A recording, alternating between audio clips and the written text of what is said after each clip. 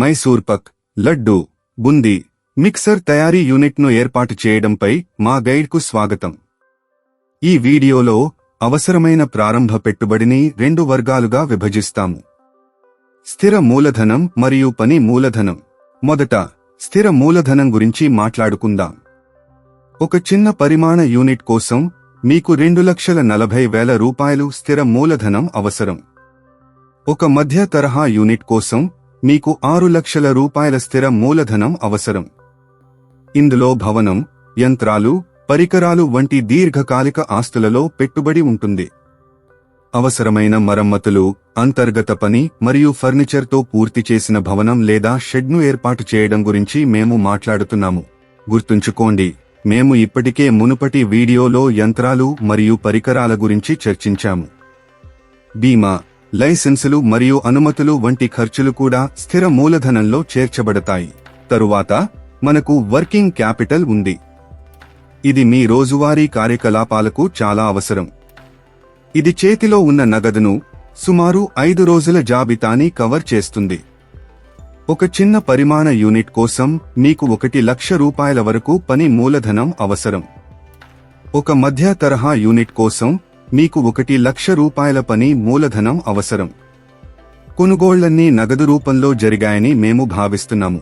Working capital యొక్క ఈ గణన మీరు లాభదాయకతను చేరుకునే వరకు ప్రారంభ నగదు నష్టానికి కూడా కారణమవుతుంది. మా రాబోయే వీడియో కోసం వేచి ఉండండి. ఇక్కడ మేము త్వరగా లాభదాయకతను చేరుకోవడానికి ప్రారంభ ఖర్చులను తగ్గించే చిట్కాలను పంచుకుంటాము. కాబట్టి మీ మైసూర్ పక్, లడ్డు, బుందీ, మిక్సర్ తయారీ యూనిట్కు మొత్తం మూలధన పెట్టుబడి చిన్న పరిమాణ యూనిట్కు 3,40,000 రూపాయలు మరియు మధ్య తరహా యూనిట్కు 7 లక్షల రూపాయలు. చిన్న తరహా కర్మాగారం రోజుకు 50 కిలోల సామర్థ్యాన్ని కలిగి ఉండగా మధ్య తరహా కర్మాగారం రోజుకు 120 కిలోల సామర్థ్యాన్ని కలిగి ఉంటుంది. ఇది మీ వ్యాపారం కోసం మీకు స్పష్టమైన ఆర్థిక ప్రణాళికను అందిస్తుంది. ఈ మూలధనాన్ని ఎక్కడ నుండి పొందాలో అర్థం చేసుకోవడం, మీకు ఎంత అవసరమో తెలుసుకోవడం ఎంత ముఖ్యమో అంతే ముఖ్యం. స్థిర మూలధనం మరియు పని మూలధనం వేర్వేరు పాత్రలను కలిగి ఉంటాయి. అందువల్ల వాటి మూలాలు విభిన్నంగా ఉండాలి. స్థిర మూలధనం అనేది ప్లాంట్ మరియు యంత్రాలు వంటి మీ వ్యాపారంలో ఎక్కువ కాలం ఉండే ఆస్తులలో పెట్టుబడి పెట్టబడుతుంది. ఇది త్వరగా నగదుగా మారదు కాబట్టి దీనిని ఫిక్స్డ్ అని పిలుస్తారు. స్థిర మూలధనాన్ని సేకరించడానికి వ్యక్తిగత పొదుపులు, స్నేహితులు మరియు కుటుంబ సభ్యుల సహాయం, భాగస్వామ్యాలు లేదా లాభాలను తిరిగి పెట్టుబడి పెట్టడం వంటి తక్షణ తిరిగి చెల్లించాల్సిన అవసరం లేని దీర్ఘకాలిక సహన వనరులను పరిగణించండి. మరోవైపు వర్కింగ్ క్యాపిటల్ మీ రోజువారీ వ్యాపార కార్యకలాపాలకు జీవనాధారం.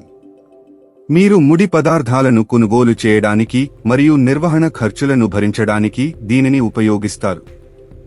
దీనిని వర్కింగ్ క్యాపిటల్ అని పిలుస్తారు, ఎందుకంటే ఇది మీ అమ్మకాల చక్రంతో కదులుతూ ఉంటుంది. ఇది 1 వారం నుండి 3 నెలల వరకు ఉంటుంది.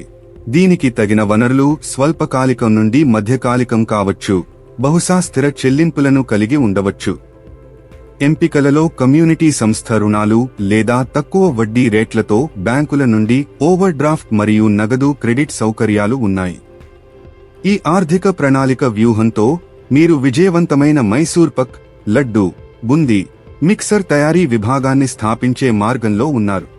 వ్యాపార్ కోచ్ ఛానల్కు సబ్స్క్రైబ్ చేయండి.